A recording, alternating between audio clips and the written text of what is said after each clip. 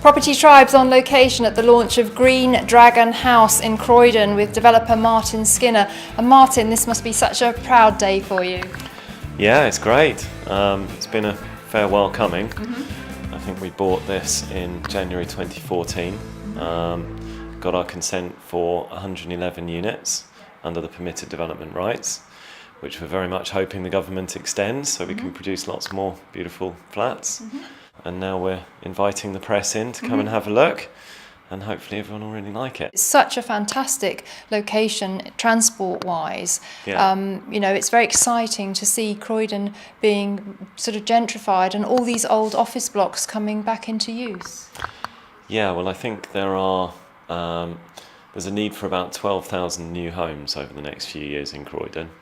I think there are 2,000 or 3,000 coming through, so people do need to produce a lot more affordable private housing. And by producing the units in the way that we do, they are affordable to people on average London salaries.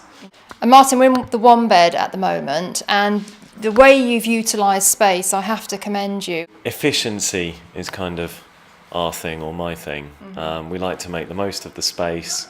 We like to make the most of the light. So when you walk into the apartment, you walk straight into the view. And they've turned out really well.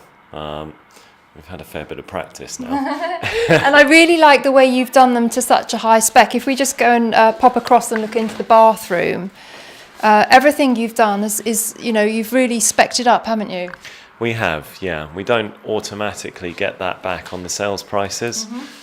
We could put less money into the specification and the finishes. But my view is that if we're going to build a long-term brand, which is what we want to do, then we want people to be delighted with their apartment in 10 years' time, rather than just in the first 6 months of moving in.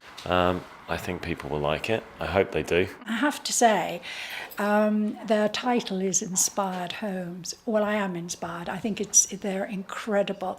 And they're just what we need in Croydon, because we do have large numbers of young people, professional people, and it'll be ideal for them. But as well as that, we've got a new business coming into Croydon. We have Metro Bank, for instance, are going to open their international bank at East Croydon Station, and they're going to have their international offices there. So that's fantastic. So that will be about 750 staff.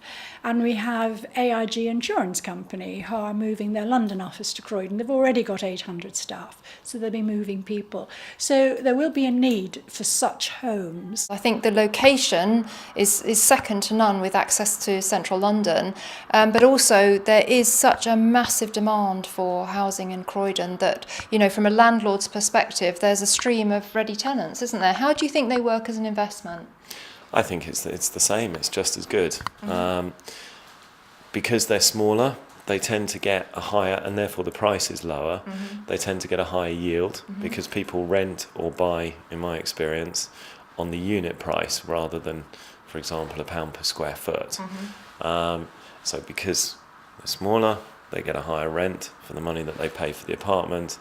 And we're investing in areas where typically the forecasts are much higher for house price inflation and rental inflation.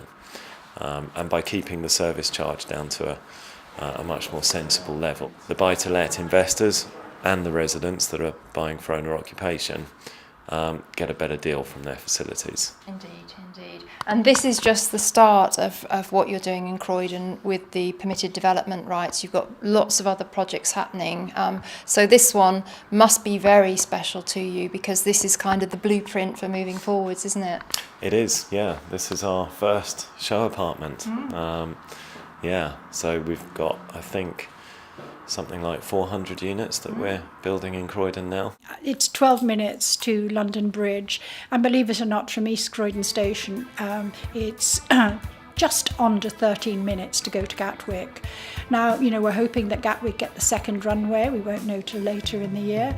That will create for Croydon and for the surrounding Gatwick areas, that will create about 23,000 jobs. They'll need homes, they'll need places to live. So we're all part of the growth agenda here, and it really, really is exciting.